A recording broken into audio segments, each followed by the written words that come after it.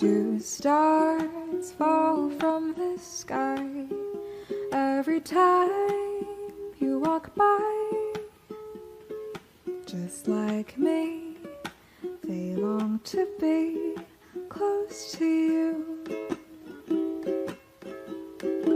On the day that you were born, the angels got together and decided to create a dream come true. So they sprinkled moon dust in your hair and put a starlight in your eyes so blue. That is why all the girls in town follow you all around. Just like me, they long to be close to you.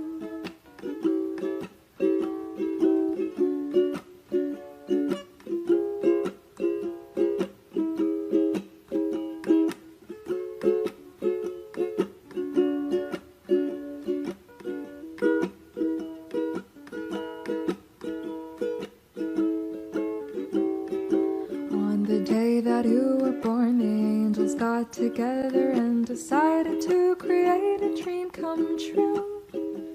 So they sprinkled moon dust in your hair and put a starlight in your eyes so blue.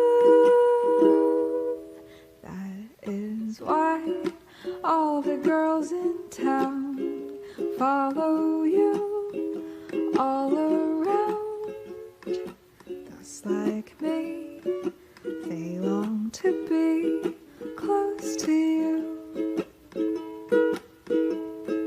Just like me, they long to be close to you. Just like me, they long to be close to you.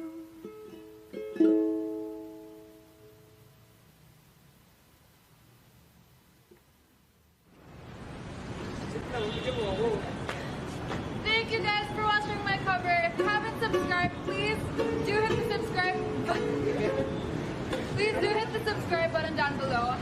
Those two are my friends. They helped me shoot my cover. So thanks for watching.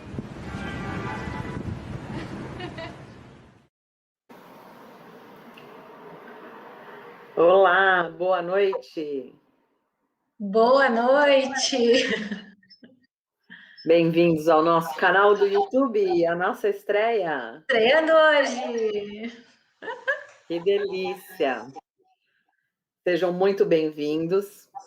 Nós estamos super felizes de estrear este canal. Não é, Fabi? Muitíssimo.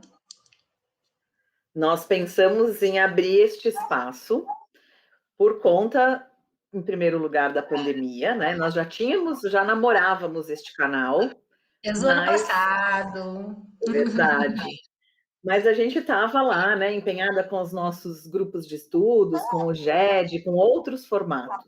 Mas em função da pandemia e de que muitos alunos não estavam conseguindo acessar os conteúdos pagos, nós resolvemos manter o nosso compromisso de democratizar conhecimento. Exatamente. Então, todo mês nós estaremos aqui com dicas científicas, vamos dizer assim, né? A última quinta-feira do mês já é garantido aula. Agora, à medida que a gente for conseguindo produzir mais vídeos, a gente também vai ir postando no YouTube, além do Instagram. Perfeito. Vamos lá? Vamos lá. Vamos fazer os combinados antes? Podemos. A nossa primeira experiência no YouTube, né? A gente tem uma equipe de apoio. Então, nós combinamos o seguinte: a equipe vai anotar todas as perguntas que vocês fizerem. Fiquem super à vontade de deixar suas perguntas nos comentários. E para a gente não ter uma aula muito extensa, como é a primeira, a gente depois vai querer saber o que vocês pensaram, o que acharam, né? A gente vai responder todas as perguntas no Instagram, ou por vídeo, ou algum post, mas a gente vai colocar que era uma pergunta da nossa aula aqui no YouTube. Certo? Então, fiquem à vontade para mandar as dúvidas, mas não esperem que a gente responda hoje. Certo? Vamos lá. A nossa aula de hoje, então, é a base das intervenções assistidas por animais, e eu vou começar me apresentando. Eu sou a Andrea Petenucci, sou pedagoga, mestre em fonoaudiologia pela PUC de São Paulo, com uma dissertação na área da educação assistida por animais. Vocês vão encontrar em breve o link do artigo oriundo da minha dissertação na nossa biografia do Instagram. Fiz extensão em pedagogia hospitalar tanto na PUC quanto no AC Camargo e atuo nas intervenções assistidas de forma profissional desde 2010. Sou líder, junto com a Fabi, do GPIAS, que é um grupo de pesquisa em intervenções assistidas por animais da Universidade Federal de Santa Maria. E também, com a minha parceira aqui presente, sou sócia fundadora da AFAB Afeto. Vamos lá. E eu sou a Fabiane Munhoz, sou gaúcha, atualmente resido em Jundiaí, São Paulo. Lá pelo sul me conhecem como Fabi, e por aqui eu sou a Fabi. Eu sou psicóloga, sou mestre em educação pelo programa de pós-graduação em educação da Universidade Federal de Santa Maria. Atualmente eu tenho a oportunidade de cursar doutorado no mesmo programa da nossa universidade lá em Santa Maria. E a minha tese de doutorado tem ênfase na educação assistida por animais. Atuo de forma profissional desde 2016 nas intervenções assistidas por animais com cães. Sou membro do grupo de pesquisa conhecido como GP Forma, que tem como líder o meu orientador, o professor Amarildo Trevisan. E sou uma das líderes, junto com a Andrea, do GPIAS, da mesma universidade. E, obviamente, junto da minha parça, como carinhosamente nos chamamos todos os dias, sou sócia fundadora da AFAB Afeto. Isso aí. Muito bem. Nós estruturamos, então, essa nossa primeira conversa da seguinte forma. Rapazes, pode jogar tudo aí, por favor. Pode dar mais uns 2 enters. Isto, e mais um. Quais foram as bases teóricas que a gente usou para o nosso papo de hoje? A gente entende que esse espaço do YouTube é um lugar onde você vai poder acessar boas dicas, né? Norteando aí a sua busca por conhecimento teórico, né? Que vai aí, obviamente, embasar a sua prática nas intervenções assistidas por animais com cães. A Fabi fez muito bem lembrar. Nós trabalhamos exclusivamente com cães, então as falas aqui sempre serão voltadas para esse nosso companheiro de intervenções. E dito isso, já é importante a gente também fazer mais um combinado que perguntas sobre outros animais a gente não vai saber responder, desde já, né? Porque nós nos dedicamos a aprender sobre o comportamento dos cães. Exatamente. E então, para este bate-papo, trouxemos 3 documentos.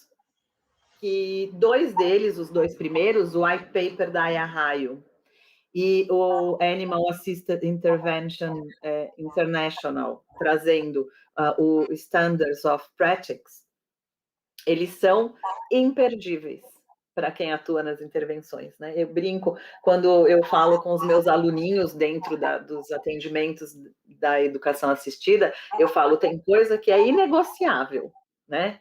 Então, quando a gente vai ensinar um bom manejo dos cães, etc., eu brinco que tem coisas que são inegociáveis, né? Esses 2, na minha opinião, né, e na nossa, na verdade, minha e da Fabi, eles são inegociáveis, né? Você não pode perder a oportunidade de ler na íntegra. Depois nós vamos compartilhar os links, né, das dicas dos links desses 2 artigos. E isso então, é indicado, né, Deda, tanto para as pessoas, para os colegas que já estão na área. Sempre é bom a gente dar uma revisitada, e a gente parou uma semana inteira para estudar esse segundo documento, né, para poder aqui trocar ideia com vocês e ensinar vocês, e também para as pessoas que estão querendo ingressar na área. Então, sempre é importante a gente revisitar esses documentos, porque eles estão bem detalhados e, como a Deda falou, sob o nosso ponto de vista, é inegociável. Eles precisam estar aqui na nossa cacholinha para poder trabalhar nas Esse IAAs. conhecimento está operante, né, durante as intervenções. Exatamente. E, por fim, nós vamos falar sobre uma intersecção, né, entre prática e o uso, então, desses padrões que são propostos nos dois documentos, através de um artigo que fez exatamente isso, avaliar a relação entre as boas práticas e a qualificação dos sujeitos que atuam nas intervenções assistidas. Próximo slide. Então, você tem aí um universo muito vasto, né, Fabi? Unindo esses 3 papers, a gente fica com um universo muito vasto de conhecimento. Obviamente que não é a nossa intenção aqui destrinchá-los, porque, sem dúvida nenhuma, seriam algumas horas debruçadas de estudo, porque nós passamos boa parte dos nossos dias, né, ultimamente, estudando eles, né? Então, nós resolvemos olhar para algumas áreas temáticas, destacar algumas áreas temáticas que são abordadas nesses documentos. A primeira, boa e velha, nossa querida nomenclatura, né? Você tem ali mencionado esta fala, né, que o uso inadequado cria confusão sobre o propósito e a aplicabilidade das intervenções assistidas, tanto na prática quanto na pesquisa, né, segundo estes autores. E não são só eles que abordam isso, né? Não. Tem muitos autores que nos dão essa puxadinha de orelha aí, né? Lembrando da importância de usar a nomenclatura. E esse é um ponto que recorrentemente a gente leva lá para o nosso Instagram também. Exato. E tanto o white paper quanto o outro guia de boas práticas trazem a recomendação de que o uso adequado para designar a área é, de fato, intervenções assistidas por animais, né? Então, é assim que nós vamos nos referir à área. Já nos referimos, né, obviamente, mas neste espaço aqui de conversa, de exposição, IAA são as intervenções assistidas por animais. Do white paper, nós tiramos 2 conceitos, porque o white paper ele foi lançado em 2014. Em 2018, ele foi revisitado e revisado para incluir novidades. E entre elas, as 2 principais novidades, né, que nós destacamos, tudo é importante, pessoal, aqui são destaques, né, os nossos highlights. O conceito de saúde única, né, que traz esta integração entre a saúde humana, a saúde animal, né, e o meio ambiente, quer dizer, esta unidade que se interrelaciona e que se afetam, né? São elementos que conversam, interagem e se afetam. É importantíssima, porque não dá para visar nem só a saúde humana, nem só a saúde dos animais envolvidos nas intervenções, né? E sem pensar qual é o impacto disto para o nosso meio ambiente também. E assim como a saúde única, entra uma nova área no white paper em 2018, um olhar sobre essa área, que é o bem-estar único, que assim como a saúde única, integra então o bem-estar humano, animal e olhando para o meio ambiente. Além do que, agora a gente já falando do outro documento que trazem aí as boas práticas, as normas que a gente vai seguir, que é um guia, de fato, completíssimo. Ele traz 2 informações entre tantas que são importantíssimas, né? E que nós conversamos, inclusive, esta semana com a professora Maria Odile sobre isso, né? É a importância do aperfeiçoamento, né? Então, aperfeiçoamento constante de humanos e animais envolvidos, né? Então, assim, não é me fiz alguns cursos de intervenções e acabou, nunca mais, né? Agora é tocar a minha prática para sempre. Meu cachorro foi avaliado e vamos trabalhar. E vamos nunca trabalhar. mais. E também não precisamos ficar aqui retomando, né, reavaliando esses espaços de ações, correto? Totalmente errado, né? A importância do aperfeiçoamento constante é destacada nesse documento, né? E não só o aperfeiçoamento instrumental, teórico deste profissional, né, como comportamental dos animais envolvidos, né? E, por fim, obviamente, que se você tem todo este olhar, né, de estar alinhado com as nomenclaturas utilizadas no espaço da ciência, né, com bons teóricos, olhando para esta saúde de quem será atendido e de quem está atendendo, bem como o bem-estar também destes elementos que se encontram durante as intervenções assistidas, né, visando sempre se aperfeiçoar, a tua dupla, você, o teu cão, você vai, né, desembarcar neste ponto que se chama profissionalização. Né?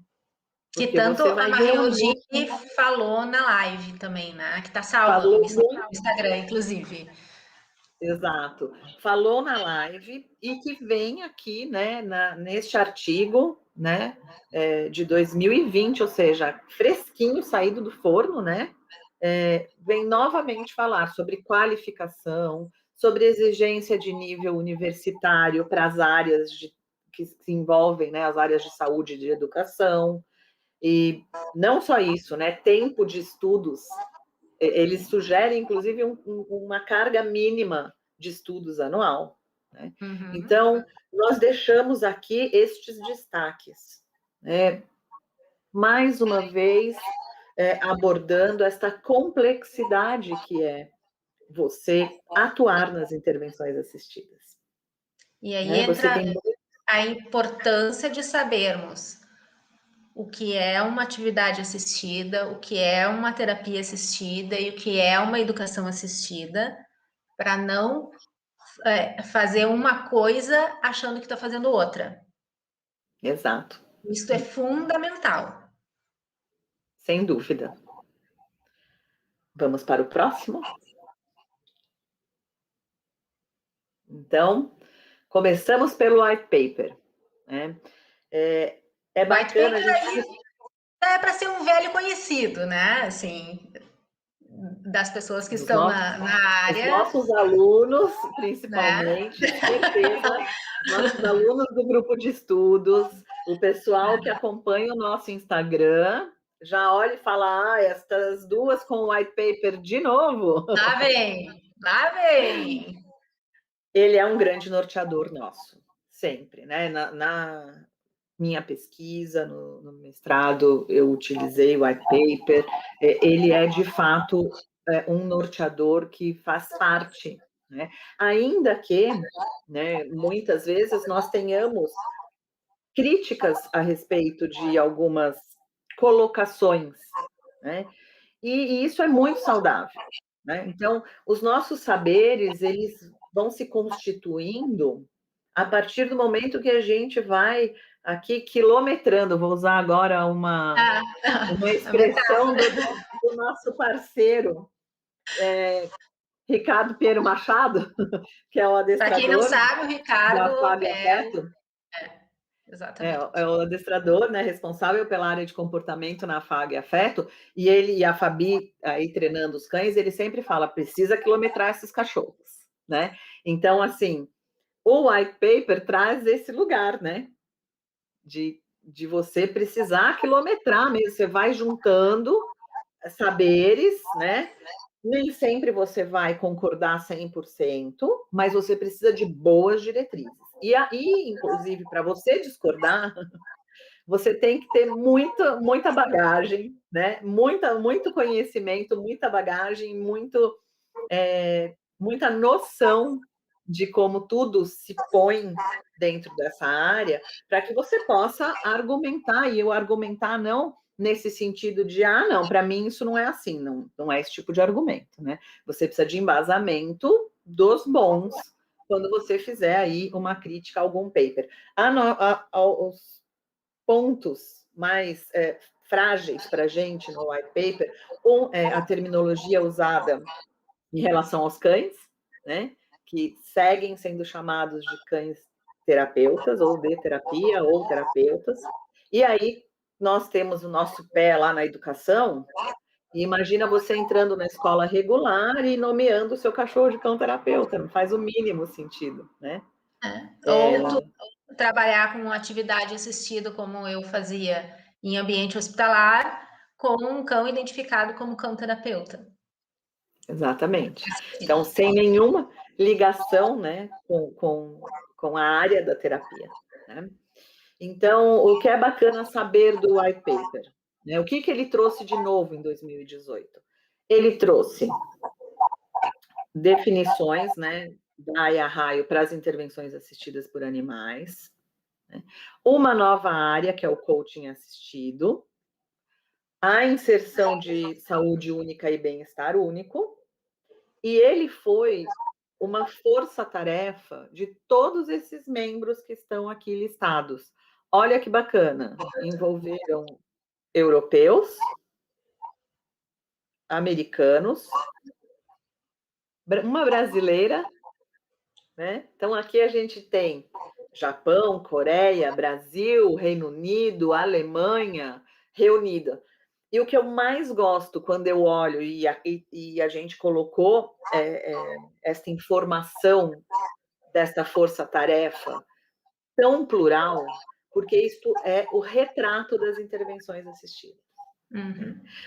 As intervenções assistidas, ela precisa dessa interdisciplinaridade. Ela precisa de equipe multi, né? Não só do ponto de vista do conhecimento, como multiespécie, obviamente, né? É a base das intervenções. Então, você pega um white paper que foi feito aí por grandes nomes da área ou da pesquisa, né? Da área prática, da pesquisa, propondo diretrizes, né? Então, isso para embasar um trabalho que vai te levar aí num nível de qualidade muito bom, é imprescindível, como a gente disse, é inegociável, né? Podemos seguir? E o trabalho de equipe, ele não necessariamente precisa acontecer só em ONGs, né? Ele precisa acontecer também quando nós somos profissionais, mesmo que a gente trabalhe no nosso consultório, por exemplo, como era o meu caso lá em Santa Maria. A gente precisa ter uma equipe, a nossa equipe é o profissional da área do comportamento, que vai estruturar as coisas conosco, juntos. O próximo documento especifica muito bem isso.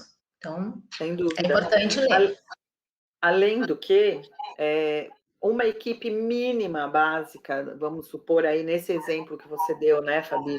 Você como psicóloga, né? Então você não tem aí condutor por uma questão da própria prática, né?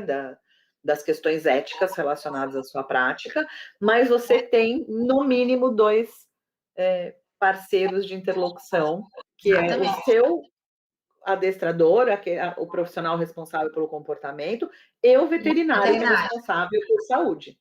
né? Então, assim, mesmo uma equipe enxutinha de intervenções assistidas, ela necessariamente traz Ela é uma essa equipe. interlocução. Ela é uma equipe. Ela nunca vai... Mesmo que a gente faça a função de 2 em 1, né? Como muitas vezes acontece, ou seja, nós profissionais também somos os condutores dos cães, isso não dispensa a presença do profissional do comportamento. E nem do profissional em de alguma saúde. medida, aumenta, inclusive, a nossa responsabilidade, em alguma medida, porque a gente precisa relatar os comportamentos, identificar e relatar os comportamentos dos nossos cães para o profissional que nos acompanha, para poder discutir os aspectos relevantes e o que precisa melhorar no manejo, ou se esse cão precisa ser resguardado por um tempo, e isso também serve, também cabe as questões de saúde dos cães, né? Que daí vai ser discutido com o veterinário. Sem dúvida. Próximo, por favor. Vamos para os padrões de prática! Que é esse segundo documento que a Andrea falou lá no início. É um documento que saiu do forno recentemente, ele foi feito em dezembro de 2018, revisado em fevereiro de 2019 para ser publicado. E é um documento de 34 páginas que descreve passo a passo do que é necessário para se trabalhar, para criar, para implementar, para melhorar um programa, o que eles chamam de programa de intervenções assistidas por animais. Tá? Então, esses padrões de prática foram produzidos sob a direção dos membros da AAII, é tão engraçado a gente falar, né? Mas, enfim, Animal Assisted Intervention International, para auxiliar, olha a importância disso, para auxiliar e incentivar os indivíduos e as organizações, as instituições e os profissionais interessados em implementar um programa de intervenção assistida. Então, esses padrões, eles são originais de 2011 e eles vêm sendo revistos desde então até 2018, né? E culminou com a publicação desse documento, dessa diretriz que a gente está trazendo hoje aqui para vocês, né? Então, ele prevê 7 sessões de padrões, sendo que dessas 7, todas elas são subdivididas, existem subseções, diríamos assim, né? Para cada item. E eles consideram que isso vai ao encontro do que a Andrea falou em relação ao white paper, um documento vivo, porque ele vai seguir sendo revisto ao longo do tempo em todo o mundo, para poder acompanhar o escopo das práticas no mundo inteiro das intervenções assistidas, né? Então, e algo que é bem importante, eles consideram este documento um padrão mínimo de atuação nas intervenções assistidas. Isto é o mínimo que a gente precisa para trabalhar nas intervenções assistidas. E vale dizer que, obviamente, isso inclui a atividade assistida, a terapia assistida e a educação assistida. E eles incentivam que a gente trabalhe acima desses padrões. Vamos lá? E é muito interessante, né, Fabi, porque as duas organizações, né, tanto a AAI quanto a AAII, estão afiliadas entre si, né, e compostas, né, por elementos aí, por membros ligados à pesquisa e à prática, né, em diversas frentes. E isso é que traz esta colocação de serem documentos vivos, a necessidade de revisitá-los, né, e trazer sempre novidades, porque é uma evolução, a ciência vai evoluindo, né? Com o passar do tempo, as práticas, as avaliações, a forma de olhar para essa área, e a gente vê muito claramente isso quando a gente fala das nomenclaturas, por exemplo, né? O quanto foi mudando isso no passar dos tempos, até você chegar a uma nomenclatura que, de fato, né, proporciona o reconhecimento, né, e abarcam todas as possibilidades de intervenções, né, mas que por muito tempo foi reconhecida como terapia assistida, né, mesmo que não fossem só as ações terapêuticas, né, voltadas para a área da saúde. Então, é muito importante, quando você escolhe um norteador teórico, entender como funciona essa estrutura que está te trazendo informação, né? Quem fala, né? A voz de quem eu estou ouvindo, né? Qual é o contexto que chega a essa estruturação e essas informações até mim, né? Isso foi muito avaliado por nós e nós adoramos este documento, né? Porque este documento, no ponto de vista das definições, conversa mais conosco do que o próprio white paper, que nós já temos uma imensa admiração, né? Então, assim, você só tende a melhorar cada vez que você... E ainda divergimos quanto à nomenclatura do cão. Seguimos fortes. Né, pensar aqui sempre, por que não chamam de cães de intervenção assistida, por Deus? Né? O paper dos padrões de prática, né, dos padrões de prática, já traz um termo que não nos incomodou tanto, né? Porque cão de apoio para atividade, e educação. Cão de apoio à educação, cão de apoio à terapia. Então, cão de apoio à educação, quer dizer, você já linka com aquilo que este animal, com este território de atuação, né? Você faz um link mais equilibrado e correto na minha cabeça, né? Faz sentido, e causa menos confusões do que a gente adentrar os mais variados espaços em que as intervenções e os profissionais que trabalham de forma assistida estão conseguindo adentrar com, né, a identificação do cão que cause uma confusão para as pessoas. Então... Exato. Muito bom. Próximo slide.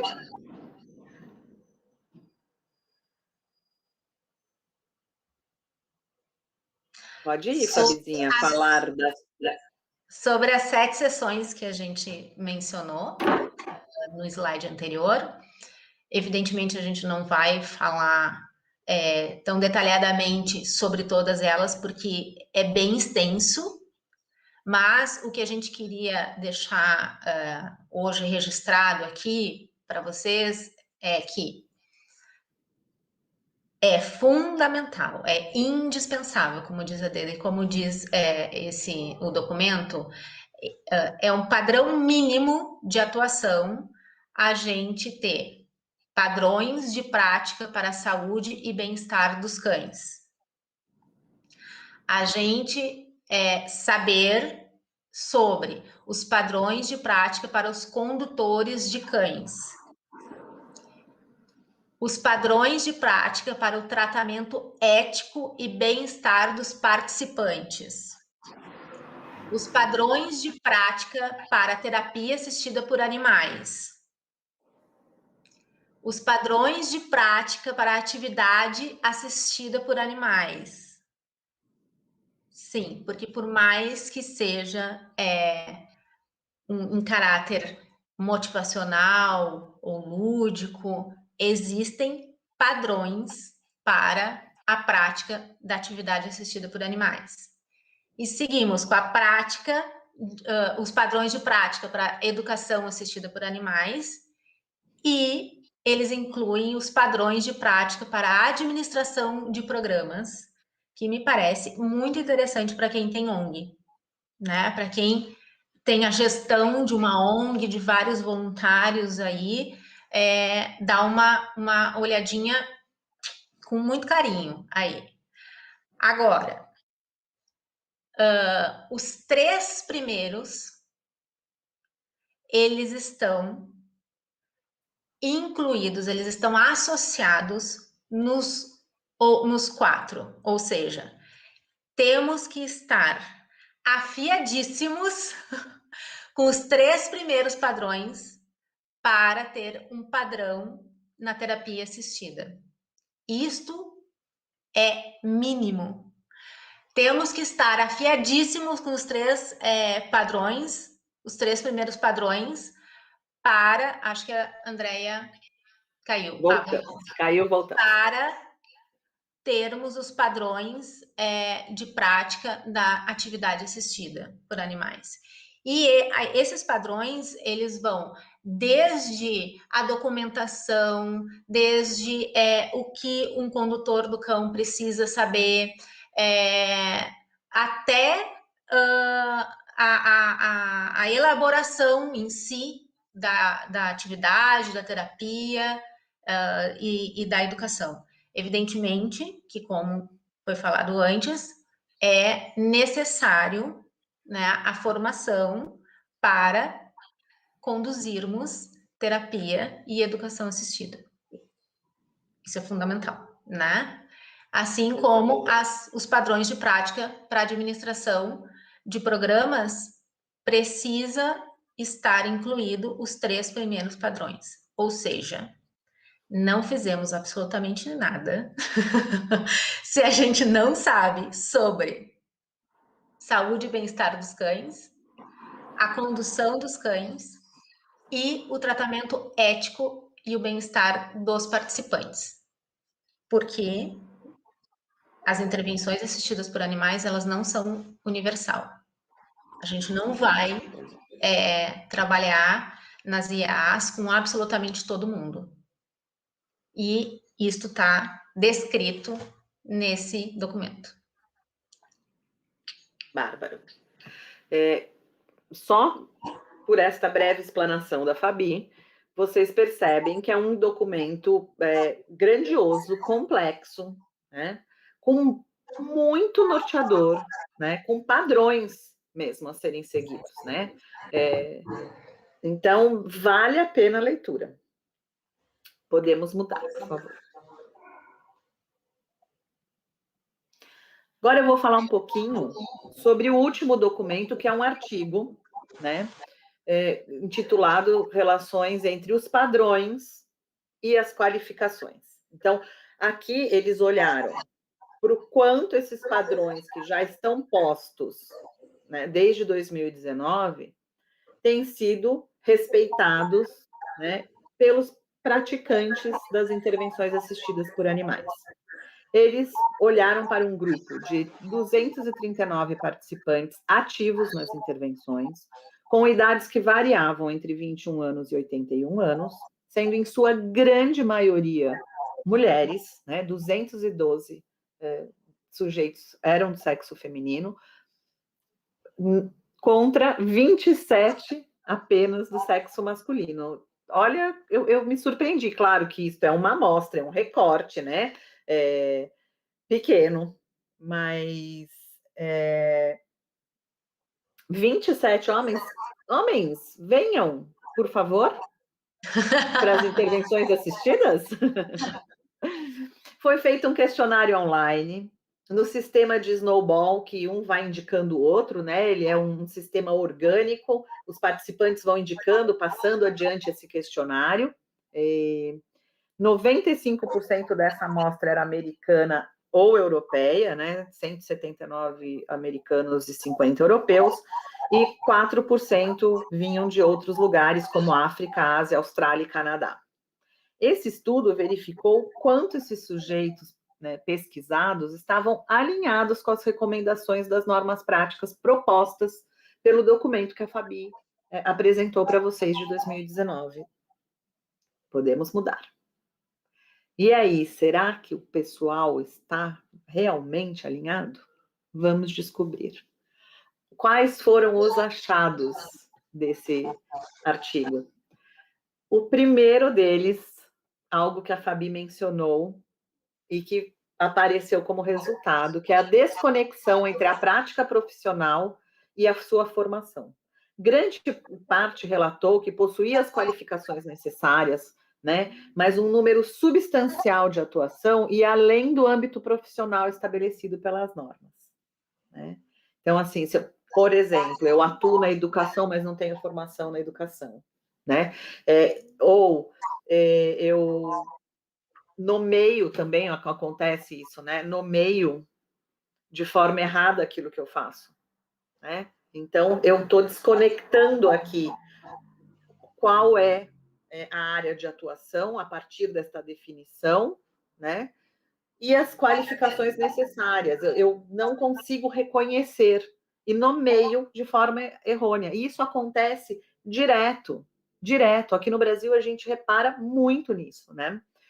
Grupos que são voltados às atividades, nomeando como terapia, né?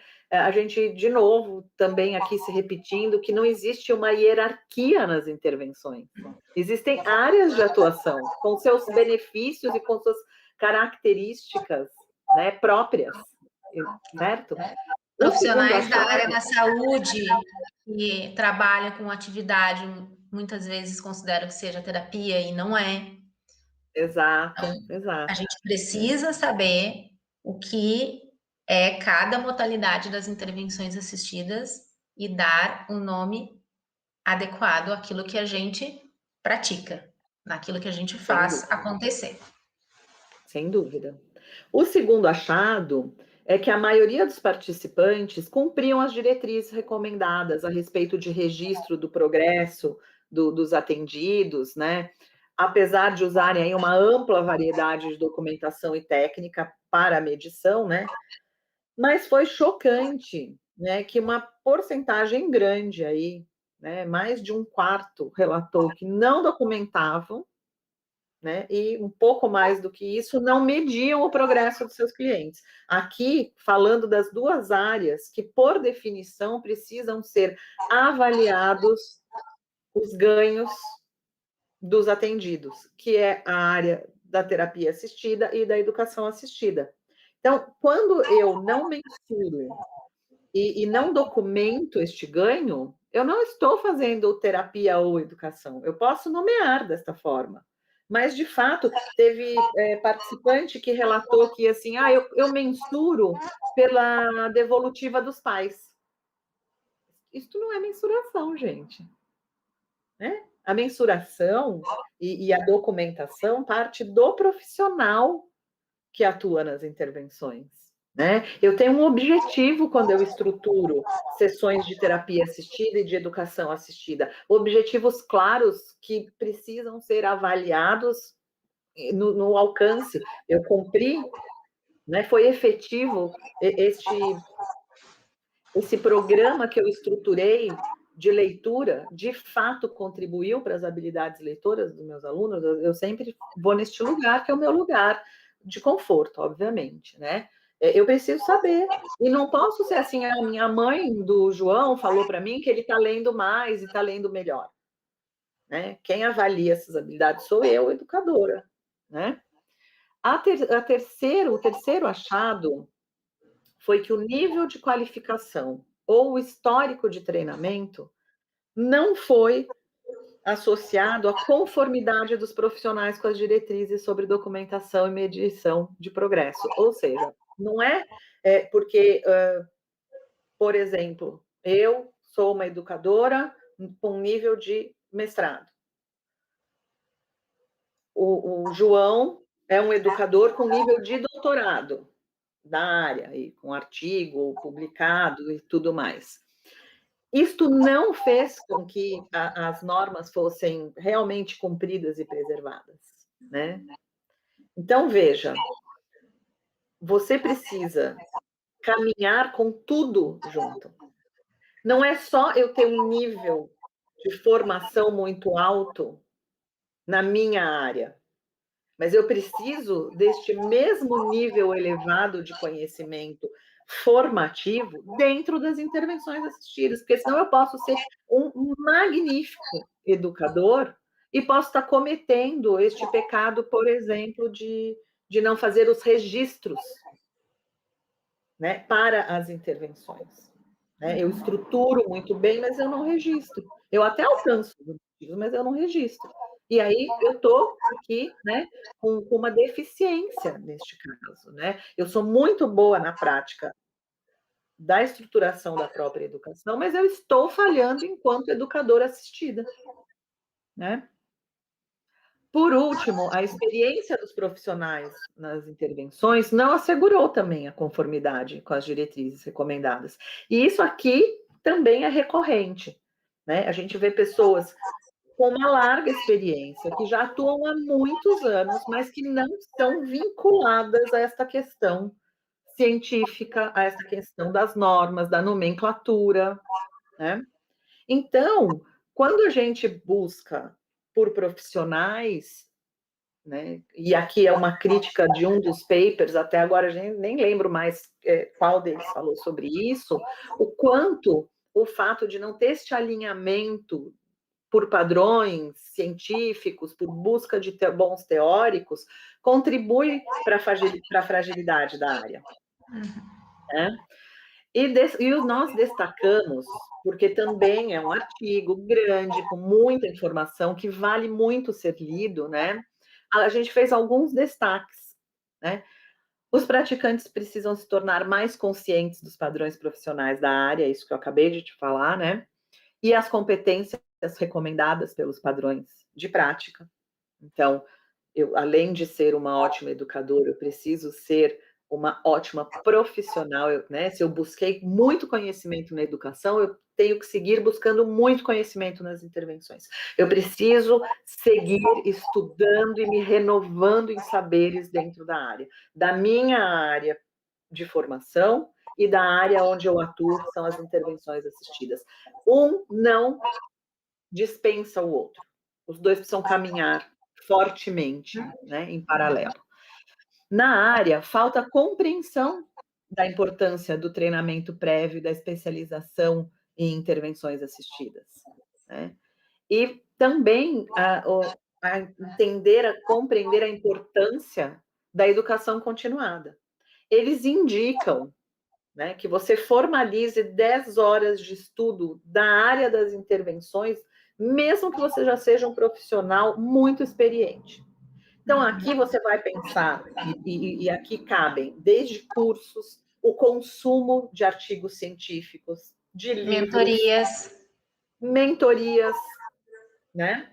Tudo isso precisa seguir acompanhando a trajetória de um profissional das intervenções assistidas. Né? E um highlightzinho deles, que eles chamam a atenção da gente, para o seguinte: o desenvolvimento autodidata nas intervenções não é comparável à experiência prática.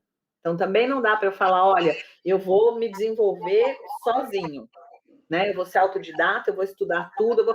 É muito bom. Você vai ter aí um poço de conhecimento, mas se você não tiver contato, né, com a experiência prática supervisionada, né, onde os animais e os condutores são avaliados regularmente, você vai perder uma área de desenvolvimento muito necessária. Né? Então, eles indicam, como a Fabi falou, que se utilizem mentores, então, aqueles experientes, pares mais experientes, que têm conhecimento técnico, que reconhecem essa relação entre padrão e qualificação, né? Que transitam dentro das intervenções desta forma, né? Para que façam esse tipo de mentoria. E as recomendações dos padrões de prática da AIA-RAIO e também da AAII não são seguidas. Né? Não foram. Aqui é uma das coisas que você acha. Não foram seguidas ainda, que elas já tenham aí, né, 2 anos, 1 ano, 3 anos, 2 anos, né? E vários métodos foram utilizados para acompanhar e medir o progresso dos clientes, faltando uma padronização. Então, eles já deixaram a dica que o passo seguinte vai ser pensar nas padronizações de avaliações. E isso, de fato, vai ser muito necessário. né? Porque um dos sujeitos, inclusive, mencionou que ele avaliava a partir de fotos, né? Vamos pensar? Tem gente avaliando, usando instrumento já validado dentro da sua área, né? E também tem aqui pessoas que são atuantes nas intervenções utilizando somente fotos, né? Então, a gente precisa criar padrões, porque isso vai ajudar a parte científica, né? Que é a grande discussão deste momento, como a gente melhora as publicações dessa área. Tudo isso que nós trouxemos tem por objetivo isso, a gente melhora e padroniza essa área para a gente começar a ter publicação de qualidade, né? Alguma colocação? Passa. Eu quero falar o seguinte, ó, nesse aspecto anterior da importância da prática supervisionada, talvez algumas pessoas possam estar, mas eu não tenho acesso, é difícil, né? Enfim, eu passei por isso. Claro. E esse é um dos motivos que a Afago e Afeto nasceu. Ou seja, a nossa preocupação antes mesmo da pandemia já era desenvolver os nossos processos para atender os nossos alunos de forma online. Remota, Então, verdade. hoje a gente rompeu essas barreiras, né? Ou seja, da dificuldade de acesso para ter uma prática supervisionada. E a gente consegue oferecer isso, né? Afinal de contas, a Afago e a Afeto trabalha em equipe, ou seja, somos duas profissionais da área em parceria com o Ricardo. A gente Exatamente. tem plenas condições de oferecer isso atualmente. Deixa eu só fazer mais uma colocaçãozinha que a equipe pediu. Algumas pessoas entraram depois e não pegaram os nossos combinados iniciais, tá? Então, todas as perguntas vão ser respondidas no nosso Instagram ao longo da próxima semana. Por que a gente optou por isso? Porque, primeiro, a nossa primeira experiência aqui de transmissão com a equipe, né? Enfim, e para não ficar também uma aula muito grande, porque afinal de contas já são 9 horas quase. Meu Deus. Passa o slide, minha gente. Acabou. A gente fez um pouquinho mais estendida, mas acabou. Então é isso. A gente vai retomar aí as perguntas, né? As conversas. Fiquem tranquilos, as perguntas vão ser respondidas. O pessoal já vai organizar todas elas e nos enviar. E a gente vai, ao longo da semana, ir respondendo por vídeo. Enfim, a gente vai ver a melhor forma aí. Mas fiquem tranquilos que serão todos respondidos. E vamos também disponibilizar os links, né? Eu acho que o lugar mais fácil para acessar os links é o nosso canal do Telegram, não acha, Fabi? Pode ser. Não é uma boa? A gente já faz esse combinado agora? A gente já vai mandar Quem não os tá no canal do Telegram, entra lá, Afago Afeto. Amanhã os links desses documentos já estarão no canal. Certo? Adorei. Vamos aproveitar que tem aí uma galera conosco e falar um pouquinho da atividade gratuita que a gente também oferece uma vez por mês. Verdade. Fala aí, pedagoga da equipe. Quem não baixou ainda, corre lá para baixar. A gente tem feito uma vez por mês uma atividade gratuita baseada em um livro, né? Claro, trazendo marcas da parte didática, né? Do programa mesmo, né? Dos PCNs, você traz, a gente vai marcando aquisições aí ligadas à educação, mas obviamente isso é só um pontapézinho para falar, olha, esse livro é muito bacana, explore, né? Explore. Talvez algumas pessoas que trabalhem só com adultos, não, é infantil, não me interessa muito, mas livros infantis são altamente inspiradores. Então, são inspiradores. Vale.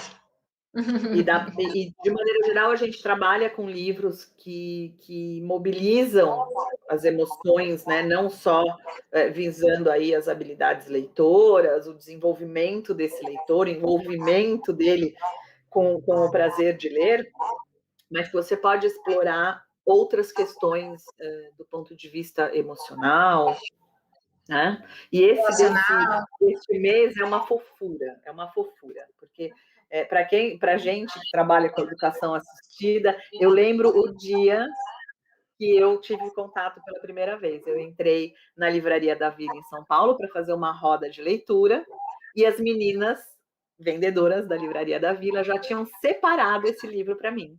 E falaram, você não sabe o livro que chegou, ele tinha acabado de chegar, mas você não sabe o livro que chegou, é tudo que vocês fazem, é maravilhoso. E eu me apaixonei. Então, corre lá, tem link na bio. Isso, para baixar o material, o link está na bio do Instagram. E não é permanente, tá, pessoal?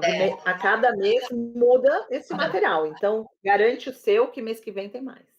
Exatamente. Muito obrigada por estarem conosco nessa estreia. Adoramos. Boa noite a todos. Foi muito bom ter você aqui conosco. Boa noite, pessoal. Tchau. Tchau.